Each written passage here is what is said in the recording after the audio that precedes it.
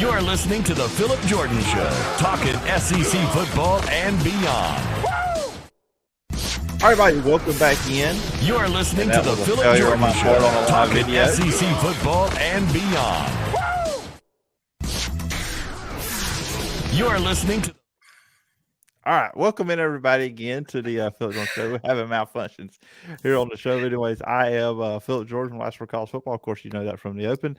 Joining me on the show on today, on Tuesday, is not Coach Max Howell.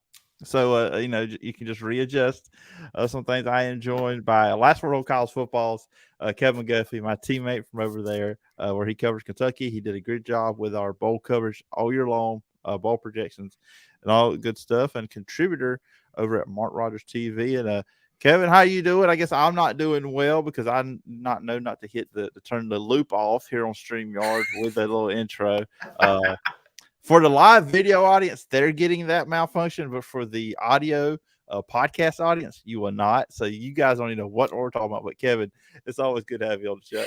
Well, thank you, Phillip. And hey, I like the open. It's so nice. You just play it a couple of times. I've been there.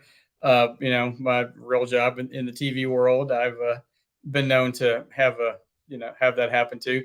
I'm sorry for everyone who's expecting Coach Howell, but I promise we're going to, over the next little bit, we'll probably talk about a lot of football and who knows what else, because that's what always happens when the two of us get together. And yes, again, thank you for having me on. I always really, really appreciate it. Yeah, you kind of get in a routine, and in a good routine, when you had the same two people on, because every Tuesday was Coach Howell, every Thursday Matt Lowe. So now when I've kind of gone back to having different people on the show every week, it's kind of been a little bit of a different. I was almost worried I was going to call you Coach Max Howell. I'm just used to saying that on Monday nights when we record with him. But yeah, Kevin, as always, the season has come and gone. Regular season, we're about to hit the bowl games this Friday, which, hey, there was college football on this past Saturday, Army, Navy, and I watched some FCS playoff action. But, Matt, I've said this to, I think, everybody I've had on the last week. College football is one of the things where we look at the NFL, they still got 4 or 5 weeks left in the regular season. College football just flies by. It was a fun season, but it really just fly by. Oh, absolutely. And like I said, bowl season is one of my favorite, favorite times of the year. I'll get up at, they had a game at like 9 a.m. on a Sunday morning or something, I would probably get up and watch it.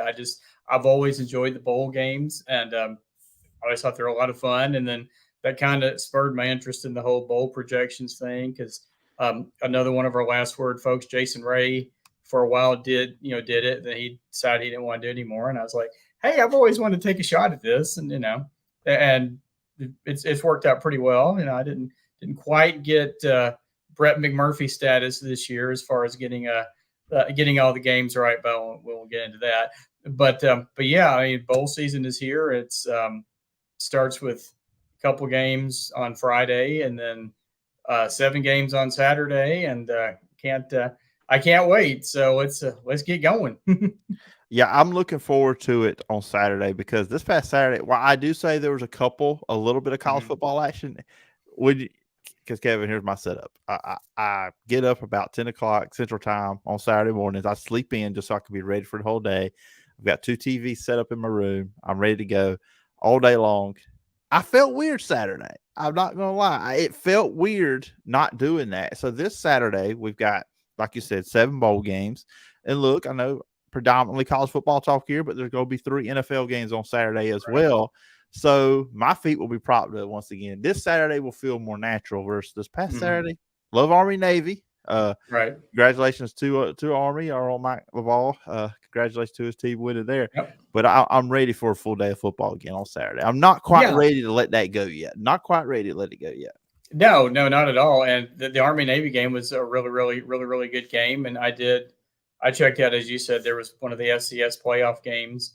Watched a little bit of that, and then of course had to check out Kentucky basketball because they were playing against Yale on Saturday. Not the most exciting game, but it was a win. That's at this point a dub.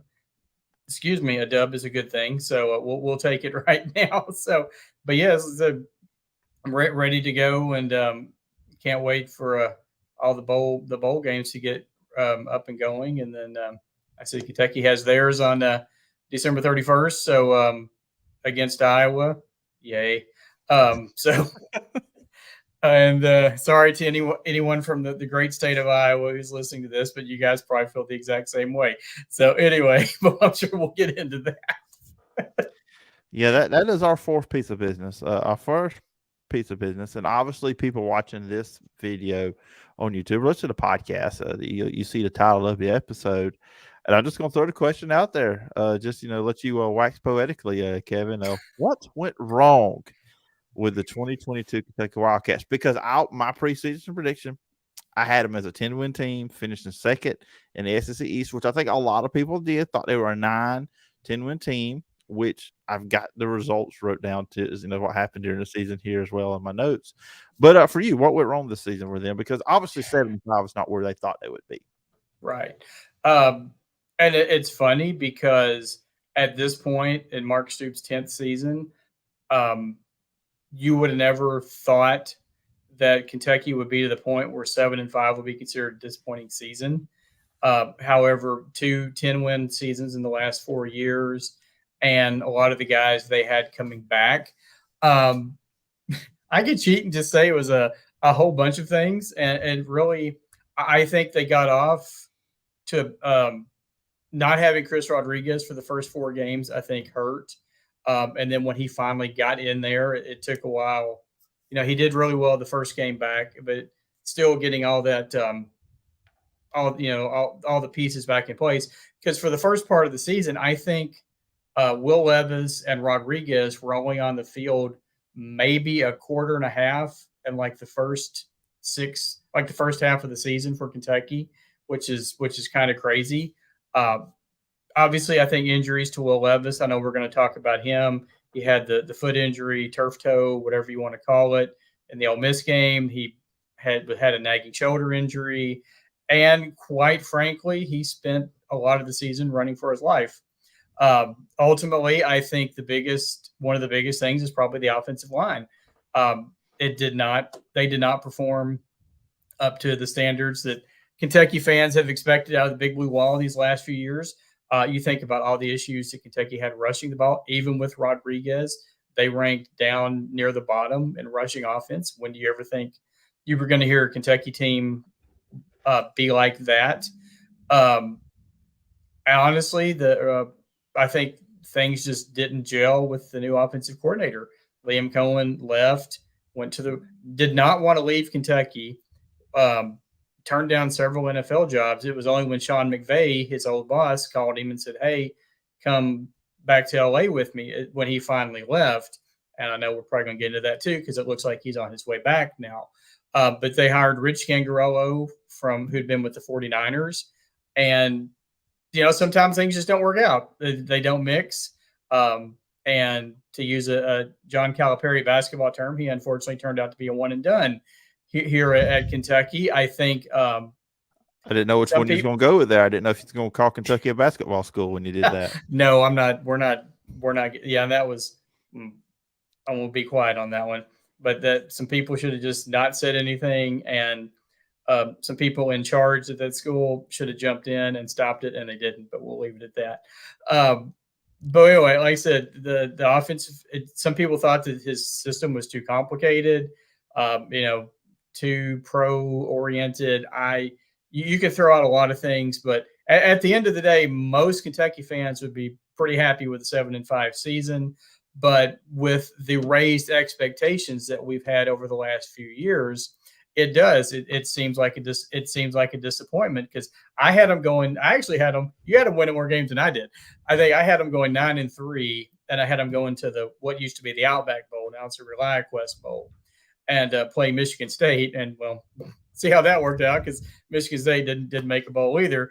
But I think it's a combination of the injuries. I think that the offensive line, the guys that they lost from last season just turned out to be, a greater loss than what we all had anticipated leading into the season. And I think you'll see them really go after some offensive linemen in the transfer portal. And they've already picked up one guy, Tanner Bowles, who is from Bowling Green here in Kentucky, originally signed with Alabama and is now coming back to Kentucky. So I think that's one area where you're gonna see them really hit.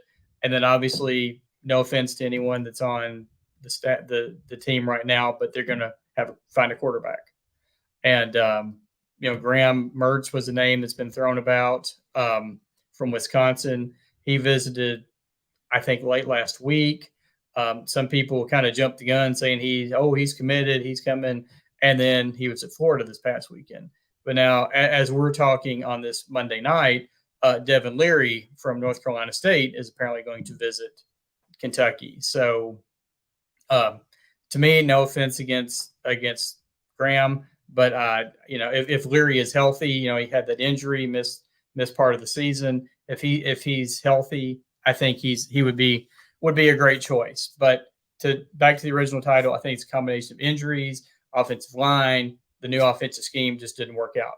Put all those together, and you got a 7-5, and a disappointing 7-5 because of some of the games they lost. You think about losing to South Carolina. Now that was the game that Will Levis did not play. Kaya Sharon stepped in. I thought did a pretty good job. And then of course they lost to Vanderbilt. First SEC win for Vandy in 26 games. It's kind of hard to make excuses on that one, other than just credit Vandy. They outplayed Kentucky that night. So there you go. Offensive line play, injuries, and the offensive scheme just didn't work for whatever reason. That's my answer for what went wrong. Yeah, and all those things, I agree with you. Just watching from a guy an outsider's perspective on Kentucky, just a guy that watches all these teams play. But early in the year, you could tell the offensive line was an issue because the running game was not there. I mean, of course, Chris Rodriguez was not playing, but Kentucky's got capable running backs behind him. Kavase Smoke has shown in his career capability of being a good backup to him, someone that could carry the load when Chris Rodriguez wasn't getting rest, whatever the case may be. The offensive line struggled early, and you look at it, Will Levis got sacked 37 times this season versus 16 from the year before. Right. And look, we love talking about these quarterbacks, Will Levis, and we'll probably talk about, what Kentucky's got two solid freshman receivers this year, and Barry and Brown and Dan Key. Very impressed with what they ever do. Whoever is the quarterback for Kentucky next year's got two weapons to play with there. Running back, obviously, we know it's going to be a thing, but it all starts up front. Right. If you can't block up front, doesn't matter who your running backs are. The running game got better, I think, when Chris Rodriguez came back. That's just because he's a really talented back. But yeah, just the offensive line, it just started from there. And even in those first 4 games when they started 4-0, you could tell that was an issue.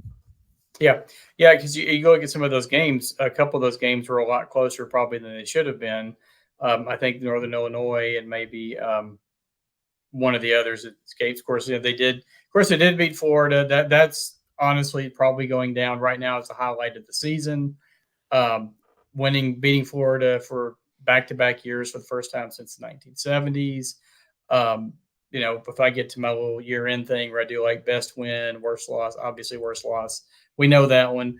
But yeah, it's, as I said, just, some of the guys that they thought were going to be were just going to step right in and fill in for the guys who had graduated or, decided to try for the NFL. It just didn't work. And like I said, if your offensive line's not clicking and you can't run the ball and your quarterback's kind of running for his life, it's not a recipe for a real successful season. Yeah. And you look at the 4-0 start, which, okay, people probably holler at me the schedule. I don't know, but Miami, Ohio, Florida, Youngstown State, Northern Illinois. In those 4 games, start 4-0, you're averaging 31.3 points per game. You finish the season 3-5. Rest of the way, 17.5 points per game. And I'll kind of get into the overall. This year, they were worse than the SEC in points per game. I mean, they were bottom of the conference in a lot of offensive categories, and really. I'm not a guy, I know a lot of people do, that looks at the stats every single week, but I did for this. I was actually surprised, kind of reminded me that I knew Kentucky's offense wasn't where it was last year under Coen, but still, to make that was a big drop off. But you look at the Ole Miss game, they should have won that game, in my opinion. Well, also, sorry to interrupt. What went wrong? Special teams. I don't know if that's where you were going, But I was, that was especially an Ole Miss game, because I think that was one of the games mm-hmm. where I tweeted or posted something on Facebook and you comment on it. That was an issue. The field goal kicking situation, and I believe extra points was an issue in that game. And let's just face it, you had 2 opportunities at the end of the game inside the red zone to take the lead, and obviously they thought they took the lead at one point, but they weren't set. Right. And then the next play, Will Levis gets hit, fumbled, and the game's over. You should have won that. And look, I know David Knight, our South Carolina guy, listens from time to time. So I'm sorry, David. I hope you do not take too much offense from what I'm about to say. South Carolina only won that game because I believe Will Levis plays. That's a different ball game. I think so too. Yeah, it's just a different football game. It just says, that happens. All right. And so then, the Tennessee game, it was going to be tough. When the way they were playing at that point, that was just going to be tough. I mean, I just admit that. I thought maybe Kentucky could slow the game down, but they couldn't get anything going offensively early. Tennessee's defense played well that way. No, Tennessee was just that was just like the perfect storm of, and even as the Kentucky person, it's sometimes it's hard for me to pick against Kentucky. I didn't think they were going to win that game. I thought if they kept it within 2 touchdowns, it would have been an accomplishment. But no, I mean that was probably, for Tennessee, right up there, not maybe right up there with the Alabama game, but I'm sure they took great joy in that. And it was that, that along with Vandy was probably the rock bottom of the season. And I think also it goes back to the offensive system. If you watch some of those games, they got too cute, I like to think, like down around the end zone. The old saying, go with what brung you. If you were doing those little passes, you mentioned Dane Key and Barry and Brown, they're honestly, even as freshmen, probably 2 of the best receivers Kentucky's had. And, maybe since, the days of Keenan Burton and Stevie Johnson back, which is going on 15 years ago. They had a system. Like I said, it seemed like they always tried to get too cute around the goal line. And it's not just Kentucky. If you watch football in general, people, you'll see teams, they do this, they'll run their offense, drive down the field, get inside like the 10-yard line. And it's like, oh, let's do a double reverse. And because I can't remember if that was the Ole Miss game, but that happened in one of the games this year with Kentucky. They tried to run a double reverse and it was either intercepted or fumbled. And, it's like, just go with what you can do. But anyway, so, but yeah, like I said, the special team, but back to your point, the special teams, because, Matt Ruffalo had done a really good job in the years prior at Kentucky. And it just seemed like this year they had trouble with the long snapping. There's 2 or 3 times the balls snapped over somebody's head. Chance Ford was a holder who's also the backup kicker, or the ball just rolls back there or something, and you don't get the laces set. But I think I've told you this before. I was high school. I was a kicker. I know the whole laces out. As opposed to and all that, and it really does make a difference. And I said that cost them the Ole Miss game.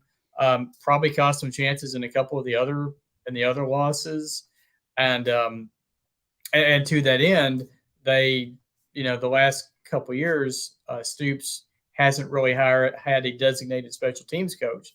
Just some of the guys, some of them on the staff just kind of get together and just kind of take care of it. But to that end, now they just announced today a hire of Jay Boulware, who's going to be the running backs coach and the special teams coach. So they're going to have an actual somebody who's supposed to take care of special teams, which is, what is definitely needed now. Boulware spent a lot of time in Oklahoma with Mike Stoops, and had recently been on Texas's staff. But then, when Tom Herman came in, he wasn't retained. And then this past year, he'd been working some with the Pittsburgh Steelers. So he's, John Settle was the guy who was coaching the running backs before this, and quite frankly, the staff just wasn't happy. Just wasn't happy with his performance, and wasn't real happy with his performance on the recruiting front. So they opted to make the change almost right after the season. Right after the season was over with. So we'll see if actually having a designated special teams coach will help in this area next year. So you have to say it can't get any worse. So Yeah, because that did bite them against, like I said, against Ole Miss. That's the one that stands. I mean, I know there's other times this season where they had some issues, right. with that, but the Ole Miss game, when I think about Kentucky and their special team, that was a situation where that really bit them in that one. And, kind of jumping into kind of the next thing I'll talk about is Will Levis, and that obviously coming into the season, this is a guy and still projected the first round draft pick. I think some people out there looking at he did have some struggles this year, but once again, the offensive line being injured, of course, he's not going to play in the bowl game. But right. and I was reading your most recent article over at Last Word College Football talking about some of the players that have left, and you talk about too, they didn't run Will Levis a lot this year. No. Now the foot injury, I know that was a thing, but even early in the season when he was healthy, they didn't run him because when you look at last season, he ran for 9 touchdowns, 387 yards. Kevin, have you looked up his rushing yards for this Yeah, season? it's not pretty because all the sacks, Yeah. all the sacks count in the rushing yards. So he had like minus 11 billion or something. So to that point, this was something that had been whispered about, that Scangarello told him not to run. That he wanted him as a passer, and didn't want him to run and try not to get injured. And of course, that didn't really happen. But then if you go back and watch the last 2 games, the Georgia game and the Louisville game, he was more back to his old self, and he ran the ball pretty well when needed. So, right, said that there's another ding against the former offensive coordinator, if that really is true, that he said, no, I don't want you running the ball. I want you to stay in the pocket and pass. And that's not really Levis's game. If you go back to when he was at Penn State, he was, Sean Clifford was the passer, and Levis was the running back when he was, or the running quarterback when he was behind Clifford at Penn State. For them to come in and not have him want him to run the ball is just another, like I said, just another puzzling thing in what was a puzzling year. How about that? Yeah, especially when you've got a quarterback that can do that when your offensive line is struggling. Help them out by having a running quarterback too. When Chris Rodriguez wasn't in there the first 4 games, that would have been a big part. I mean, I know they're 4-0, but still would have been a big part. And it makes the defense defend you differently if they know the quarterback's a threat to run. But if you're watching film, it's okay. They're not running Levis anymore. I mean, yeah, he has that capability, but if he's being told not to run and he's not running, that also kind of hampers you what you can do offensively. So Scangarello, I really feel like he just made a lot of mistakes with Kentucky. It kind of felt like, we talked about, I think last spring or after he was named to be the new offensive coordinator, that, okay, you lose Coen, he's go back to the NFL to be the Rams offensive coordinator. You go dip back into the NFL, get a guy from that Shanahan McVay tree. So you figure you're running pretty much the same offense. And really, if you just watch the formations didn't look much different. But just small little details like that, and then just kind of some other stuff that they just didn't do that looked really, I think Coen was more creative than Scangarello. I think the offense, a lot of the times when I watched Kentucky, which I did watch every game, didn't watch every snap like you did, they seem very vanilla. Mm-hmm. Yeah, well, you made the point, one-dimensional, I think. If you're not going to have, one of your biggest things last year was Levis running the ball, if you take that away, then as you said, he's just going to drop back and pass, so you can just bring everybody keyed on him and go from there. There was some people that made points, like on Twitter or whatever during the season that, maybe after watching this year, that those last couple of years in San Francisco, maybe Jimmy Garoppolo really wasn't the issue out there. So, and you think about just going back to yesterday, Brock Purdy had just the incredible game against Tampa. So, maybe it is the system. I don't know. And Scangarello will probably end up right back in the NFL and be very, very successful. It's just one of those things. Sometimes it doesn't work out, and then you have to, make a change. But at the same time, I think will be Kentucky's, assuming that Coen is coming back, this will be their 4th offensive coordinator in 4 years. So, which is not, because you think about, if you have Coen next year, you had Scangarello last year, you had Coen the year before, then you had Eddie Grand before that, and everybody wasn't a big fan of Eddie Grand, but by about game 7 this year, it was like, can we have Eddie Grand back?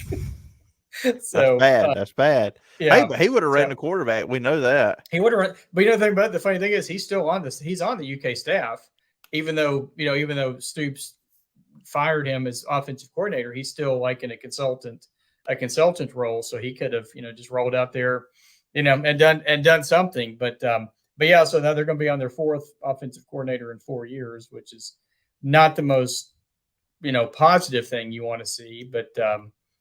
But like I said, that's where we are right now. Like I said, I think had Levis, I said injuries may have been a big part of it. That he had I think it was. To my knowledge, I've never had turf toe, but I've heard it's pretty painful and pretty hard to get over, especially if you're an athlete who's basically you have to run all the time. So like I said, you talked about Mel Kiper. I think Kiper, the last thing I saw, had him like his third overall prospect, I think, and like top quarterback prospect, which, I think it's great. I'm not sure, no offense, I'm not sure that I would put him over, a CJ Stroud or a Bryce Young, somebody like that. But, Mel Kiper's, I think he had him the third best prospect behind, I think, 2 of the defensive guys from Georgia. Or maybe it was the guy from Georgia and then Anderson from Alabama. I don't remember the top 2, but he was like the first guy, like offensive player, which just, I know you said you had a game or something some names you wanted to throw out at me. So maybe this is a good time for that. Well, I originally was just going to ask you, where would you place Will Levis among the all-time Kentucky quarterbacks? That's a very easy radio show question for me to ask. But I thought of some recent really good Kentucky quarterbacks, and I'm going to ask you, would you take Will Levis or this guy of these 3? And I said that will give me an idea where Kevin may see Will Levis as a Kentucky quarterback. So I'm down for it. Let's go. We're going in reverse. So like I told you, I did this right before we got connected here on StreamYard. So this is off the top of my head. So I don't have any of these guys' stats in front of me. So So the younger audience may not know who any of these guys are, but if Google them, look them up, especially one of these names I'm going to mention, you should really look the guy out. But first up, who would you rather have at quarterback? Will Levis or Andre Woodson? Ooh, wow! You went right for the one of the big ones there. That's a tough one. I'm gonna say I'll probably go. This is like splitting hairs. I'm gonna go Levis, actually. Maybe just by a hair. I'm trying to come up with a good reason why. Woodson was not that. Woodson. I think that the Levis is more of a double threat quarterback. Woodson was more just of a drop back passer. So just on the basis of that, I will give it to Levis. So there you go. Okay. I have a feeling it's going to be a tougher one for this next guy I'm going to mention. Who would you rather have a quarterback, Will Levis or Jared Lorenzen? Oh, okay. All right. Jared. I had a feeling. Yeah, he is one of and for many Kentucky fans, he's the guy. He's one of the favorite people in all of Kentucky football history. And I was lucky enough, just personal story real quick. We used to do this show at the TV station I work at called Hey Kentucky. Matt Jones of Kentucky Sports Radio fame was the host of it. And he had different people on as co-hosts, and he had Jared on a few times. And he was just like the greatest guy ever to like be around and work with. And it's just, it's horrible and sad that he's no longer with us. But anyway, not to go on a downer, but as far as like I said, Lorenzen is probably maybe my all-time favorite Kentucky Wildcat. And he could just, he could run the ball, obviously, and he sure as heck could sling it. So I will go with Lorenzen on that one. I'll take Levis over Woodson, but I'll take Lorenzen over Levis. Okay, so I have a feeling. I don't know. I think I have a feeling where you're gonna go with this last one, and you probably know who I'm about to compare him to or ask. But who would you rather have a quarterback, Will Levis or Tim Couch? I thought you were going to say no. I'm just kidding. Who's Shane Boyd? Shane Boyd was. Shane Boyd was there right at the end when Jared Lorenzen was there. He was also a really good player for Kentucky. They had the biggest quarterback room in the Southeast Conference, hands down, when Jared Lorenzen and Shane Boyd were both there. Absolutely, 100%. Yeah, I got to go with Couch on that one because he's probably the greatest. Probably goes down as the greatest quarterback in Kentucky history. Came in at a time when the program was down. It was huge for, then quarterback Coach Bill Curry to get him in here, even though he didn't run the system. I will never forget Kentucky trying to play Florida, and they're down like 60-0, and you have Tim Couch out there trying to run the wishbone or the option.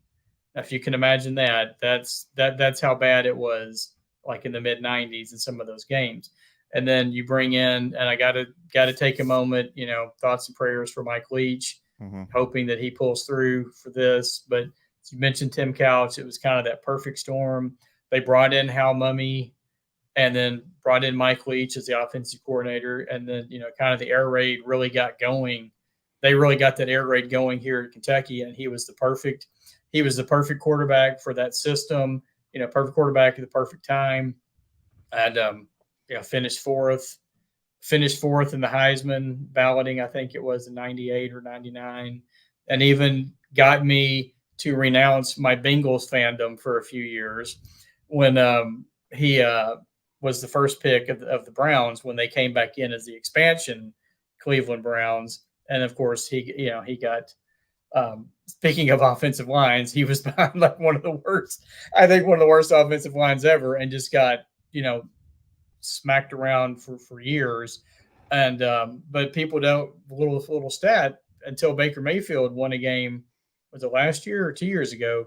Tim Couch was the last Cleveland quarterback to lead them to the playoffs back in like 2000 or 2001. The unfortunate thing was Couch got hurt in the last game of the season and didn't get to play in the playoffs.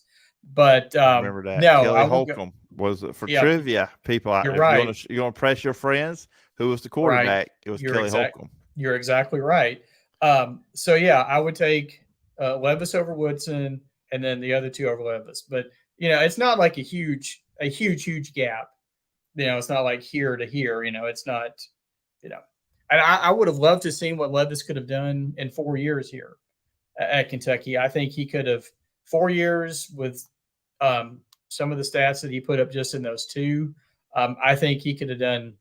He would, he's already etched himself in, in UK lore, because I think he's probably the only quarterback, at least that I know of, who's gone undefeated against both Louisville and Florida, because I don't think that's ever, happened. So otherwise, but anyway, so there you go. Yeah. So Tim Couch, like I said, Lorenzen, Levis, and then Woodson, if you're going 1 through 4. And I'm sure there's people out there that'll be like, no, and they'll have a different order. But that's how I would rank them. So, all right. So I know that would be interesting. It'd be a good way to kind of gauge your thoughts on where Levis kind of was sitting at. Which it's kind of unfair to compare any quarterback to Jared Lorenzen, just because he just got the fan appreciation that he's just loved by so many. I don't think just Kentucky fans, just football fans altogether. I still remember. I cannot remember who they were playing. Any other quarterback was sacked at this moment. He took the ball, and people, I'm actually going to demonstrate this a little bit for the people watching on YouTube. He basically had his back to the defense, to the offense or whatever, and just flung the ball about 20 yards over his head. And I believe a Kentucky receiver caught it. And it was still not enough for the first down, but it's like, who was going to do a cornerback blitz on Jared Lorenzo? It's like a gnat trying to jump on him.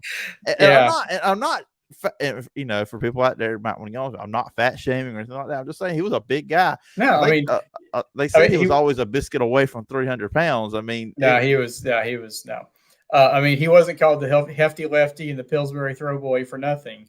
I want to say that game was against Georgia. Now, don't quote me on that, but he had a similar play against Florida one year, and that one got intercepted and ended up, Florida won that game and won and kept their streak going against Kentucky. But yeah, no, he did some incredible, remarkable things, especially for a guy his size. He was just, he was definitely one of a kind. There'll never be another Jared Lorenzen, that's for sure.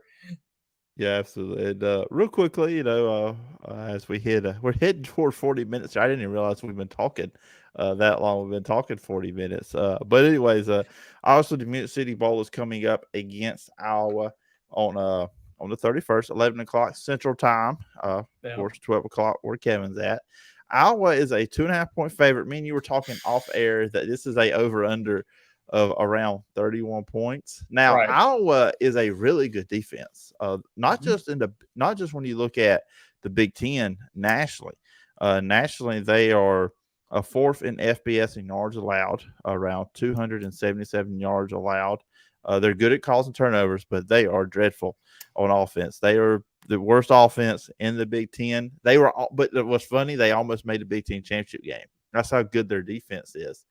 Of course, all the players will not be playing for Kentucky. Will Levis is not playing. Chris Rodriguez is not playing. His backup, Kavase Smoke, has hit the transfer portal. He's not playing. Right. So just what are your thoughts going into the Music City Bowl with Kentucky and Iowa? Yeah. 6-3. The whole bowl thing spent the whole time telling us how they don't want the same two teams to play in back-to-back seasons, even if it's different bowls. So my whole thing, I had Kentucky. I had Kentucky in the Music City Bowl, but I had them playing either Illinois or Minnesota. And because Kentucky, Phillip, I'm sorry.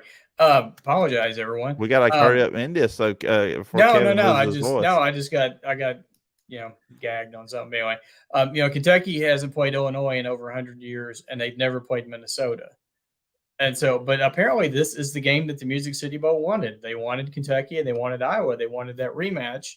And like I said, we're here now. And you and I were talking before we went on that people, if you go and look at these bowl game, like viewers guides or viewers indexes, the Music City Bowl, some people, I've seen a couple people have them ranked at number 1, and it's more like the whole morbid curiosity of, will this be like a 6-3 game, or will this be, something like that? Because he said Levis is not going to play, Rodriguez is not going to play, Petrus for Iowa, he's injured, their quarterback, he's not going to play. In a perfect world, as a Kentucky fan, Deuce Hogan would come in and lead Kentucky to victory. For those may not know, Deuce Hogan was at Iowa, one of their quarterbacks. He transferred out of Iowa after Kirk Ferentz made this really, really weird comment about when Petrus and whoever the backup was like, and Hogan said the comment about Hogan may have to start, and says, well, if Hogan's going to start, we might as well just forfeit, which just seemed like totally, I guess it was meant to be a joke or whatever. Or not be taken seriously, but like the next week he was in the transfer portal and ended up in Kentucky. So in a perfect world, you'd have Deuce Hogan leading Kentucky to a victory, like 9-6, or they go back to years ago, Matt Roark, when Kentucky hadn't beat Tennessee in 25 years, when both the quarterbacks were hurt, and so they had a wide receiver. They brought him in from wide receiver, and he, basically ran the ball and led Kentucky to a 10-7 victory, kind of like what they did with Lynn Bowden a few years ago when Terry Wilson was hurt, Sawyer Smith was hurt.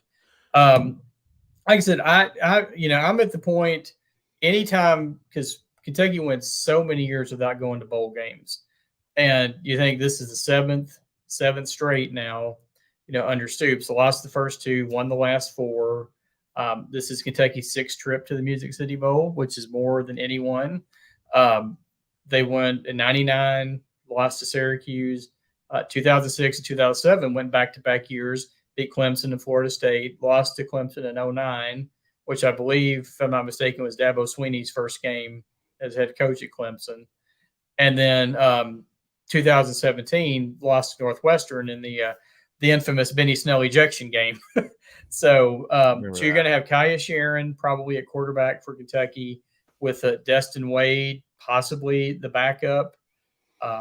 He's a freshman out of Nashville, highly talented player. Has not played at all this year, but he's kind of that dual threat quarterback type. Can run the ball, also has a great arm. Maybe you could see him out there. And then, like I said, then you have Deuce Hogan, and you talked about Kabasi Smoke. He's in the transfer portal. Michael Drennan's in the transfer portal. Basically, you're going to have like Juton McClain and Lavelle Wright are probably going to be Kentucky's two running backs. And then you still have Brown and Key, who we talked about earlier. So like I said, anytime I'm not to the point, I'd never take a bowl game for granted. And the other thing also, you've probably seen this online, the game is the exact same time as the Kentucky-Louisville basketball game. So this also happened in 2017, but the basketball game was like noon, and the bowl game was at like 4 or 5 o'clock. So it was later in the day. So you didn't have – so now you're making, on top of everything else, going back to the whole basketball, football school, you're making, the team – the Big Blue Nation. Okay, do we go to the Louisville? Do we go to the basketball game? Do we go to Nashville? So I'll be interested to see what kind of attendance Kentucky, because Kentucky by reputation, I should say, travels really, really well for bowl games. And but we'll see what happens this year, because like I said, Louisville is, I don't know if you followed it at all, but Louisville is just really, really awful. In basketball right now. I'm not sure if they've even won a game yet, and that's with former Kentucky assistant Kenny Payne as their head coach. So, like I said, I never take a bowl game for granted, and I'm still excited about it. There's a lot of people in the fan base that have already checked out. It's like, why are we playing Iowa again? Why do we have to go to Nashville? Reportedly, the Las Vegas Bowl was really interested in Kentucky, but either the staff or athletic department, nixed that idea, because the only problem with the Las Vegas Bowl, while it would be fun to go to Vegas, it's that weekend before signing day. And you'd rather spend that time out there on the recruiting trail. So I think it's how we ended up with Florida out there in Las Vegas as opposed to Kentucky. But like I said, I'm excited. I don't know that I'm going to be able to, predict a Kentucky win, especially if, if Campbell and Merriweather, I haven't heard that neither one of them are going to opt out of the game. So, I said I could easily see, I had 31 points. I probably would still take the under. So, yeah, it's going to be fun. Honestly, well, I have both TVs. I have both TVs on because I also have the Alabama Kansas State Sugar Bowl, which I don't know when the Sugar Bowl has ever been played at 11 o'clock, but we're going to get that this time around, so it'll be fun. But you know what? I will close on this note. I will close on this comment. John Calipari did say he hopes Kentucky goes to a lot of bowls every year. He said he wants it. He wants it. So Calipari is getting what he wanted from Kentucky football. It seems. I'm not going to let that comment die. I am never going to let it go, even as somebody that's not even a Kentucky fan. Oh, the basketball football school thing. Yeah. Like I said, it's something that should never have been, something that never should have been said, and then like I said, it just didn't. It wasn't handled. It wasn't handled the right way by like all parties. And Stoops and Calipari have made up, I think. But yeah, that it got out of hand. And then of course when Kentucky was 4-0, it was like, well, hey, football school. And as you said, then they struggled down the stretch, lost to Vanderbilt, and we'll see. We'll see what happens in the bowl game. Like I said, for Kentucky, But on the flip side, Kentucky, basketball, the last couple of years has not been what you would say up to Kentucky standards. Going 9-16 in the COVID year, and not even making the tournament, and then losing to St. Peter's in the first round. But as we like to say, St. Peter's was obviously the greatest 15 seed in the history of the NCAA tournament because they made it to like the Elite Eight or whatever. So, so hopefully this season with Oscar Tshiebwe being back will be a little bit of redemption.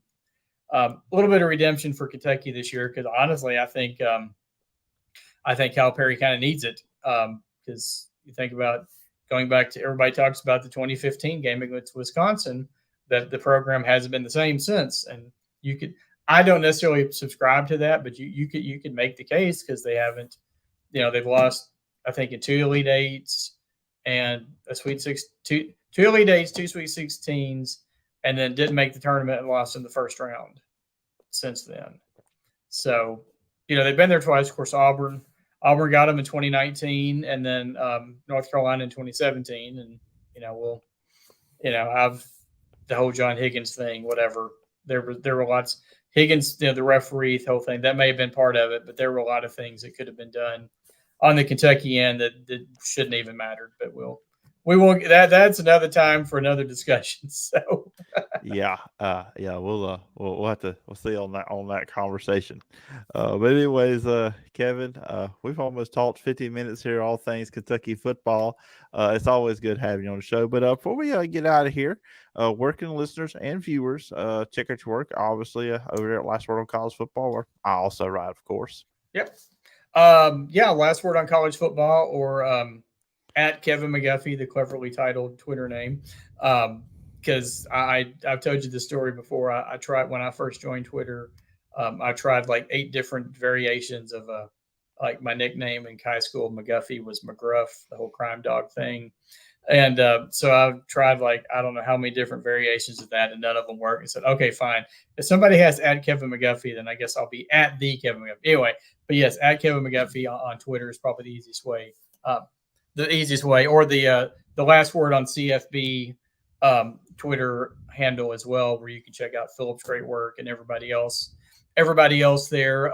Coming up, we'll have, I don't know if we're the only site that does it, but we'll have coverage, previews and coverage of every bowl game leading up to the championship game. You and I were talking off the air. One of the games I'm most excited about is that Troy Texas San Antonio game. Of course, Troy has a Kentucky connection with John Schlarman. Not John Schlarman. I just had a total brain cramp there. John Sumrall. John Sumrall, yes. Oh my gosh, I apologize, everyone. John Schlarman, of course, was the offensive line coach at Kentucky, who sadly passed away a couple years ago. Battle with cancer. Who coined the phrase "the big blue wall." But yeah, I don't know. I'll tell you what though. If and when the day that Stoops leaves, if I'm the AD, that's my first call.